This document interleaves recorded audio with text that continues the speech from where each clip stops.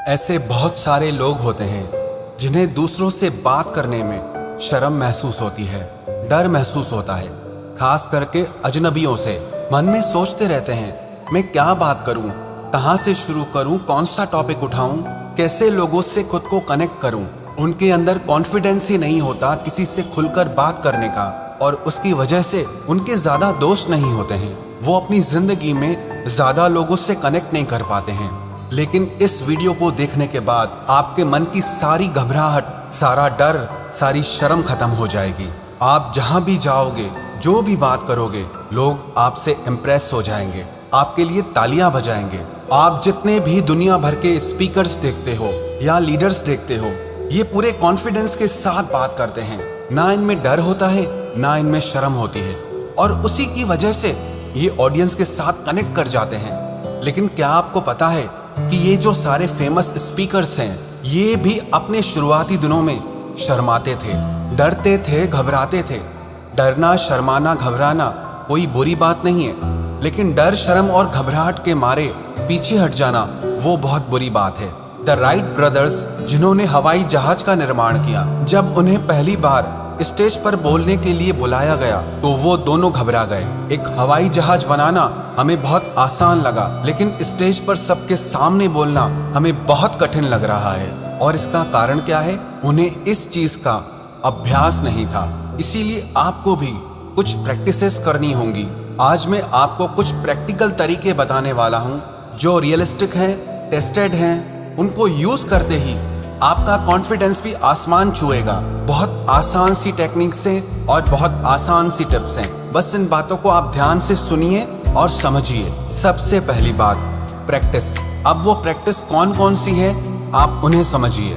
आप जिस भी टॉपिक में इंटरेस्ट रखते हैं, जो भी आपका शौक है, आप उस पे कम से कम 1 से 3 मिनट तक बोलकर उसका वीडियो रिकॉर्ड करिए।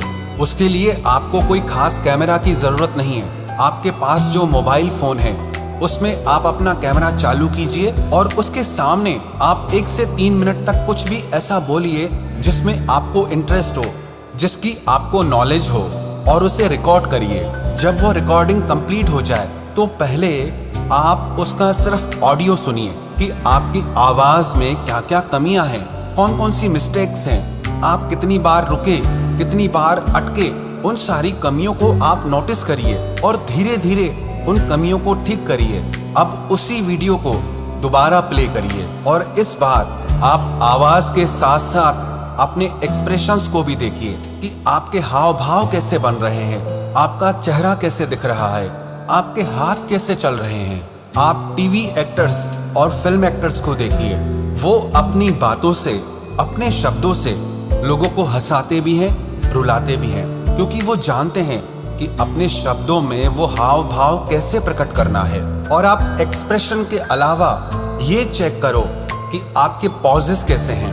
अगर कोई इंसान अटक अटक के, रुक रुक के बोलता है तो आपको मजा नहीं आएगा। अगर आप बात करते करते बहुत ज्यादा करोगे तो उससे आपका लो कॉन्फिडेंस दिखता है। उससे ये शो होता है कि आपको खुद पे कॉन्फिडेंस नहीं है, आपको खुद पे विश्वास नहीं है।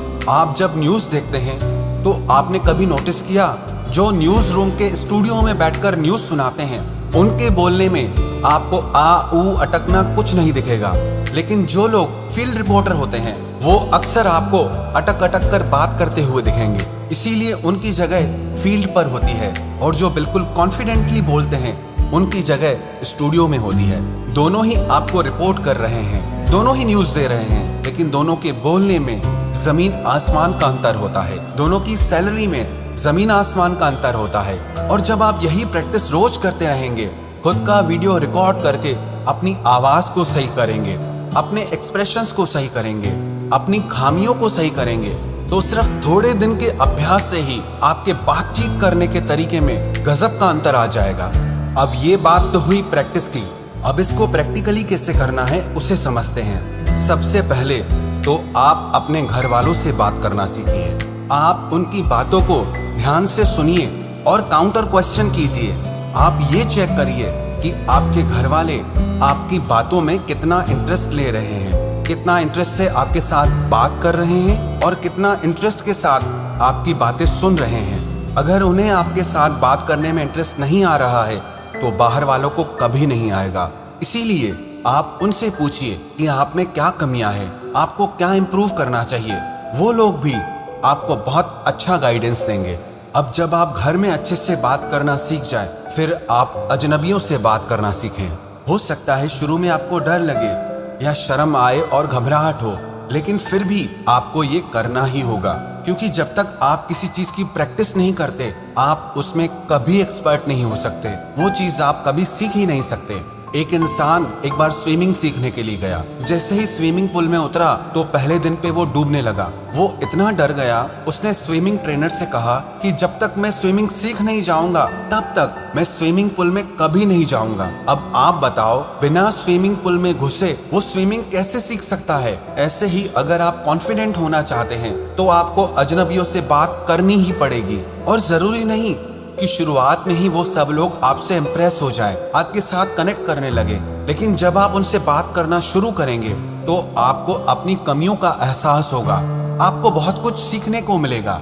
अब तीसरी बात जो आपको लोगों से बात करते टाइम ध्यान में रखनी है।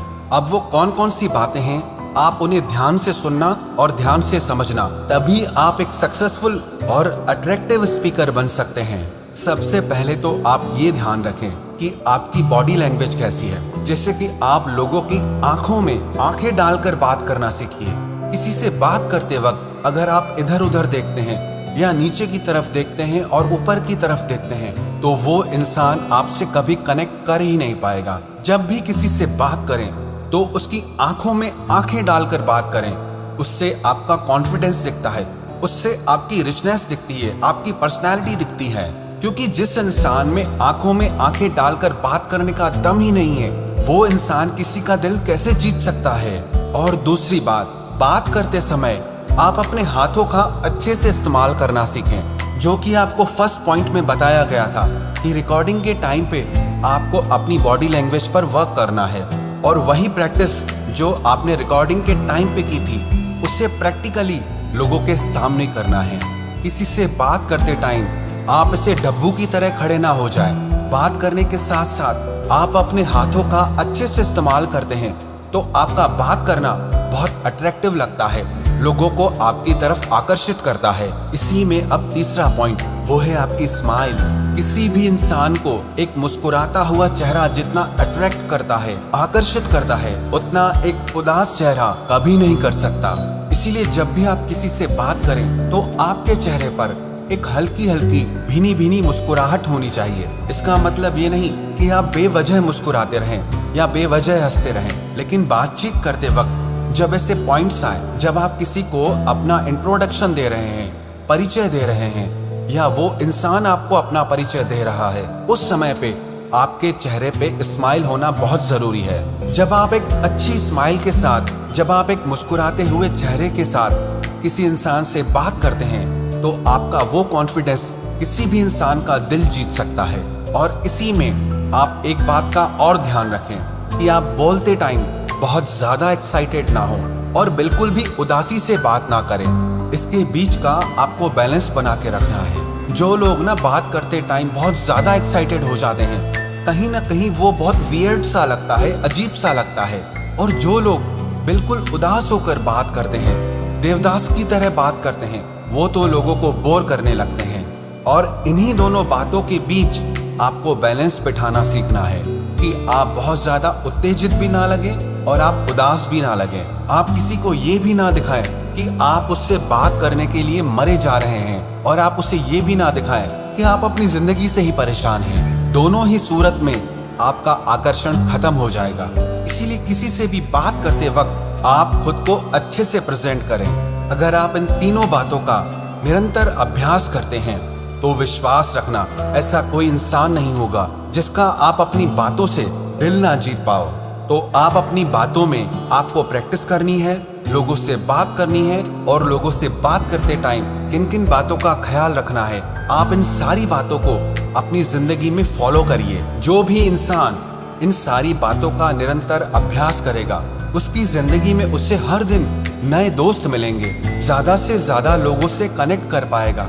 अकेलापन, मायूसी और उदासी उसकी जिंदगी में बचेगी ही नहीं। जितना आप लोगों से खुल के बात करते हैं उतना आप लोगों से कनेक्ट कर पाते हैं, और जितना आपकी जिंदगी में अच्छे दोस्त हों आप उतना खुश रहते हैं। इसीलिए इन सारी बातों का अभ्यास करके अपने सारे डर को, अपनी शर्म को और अपनी घबराहट को आप हमेशा के लिए खत्म कर दीजिए।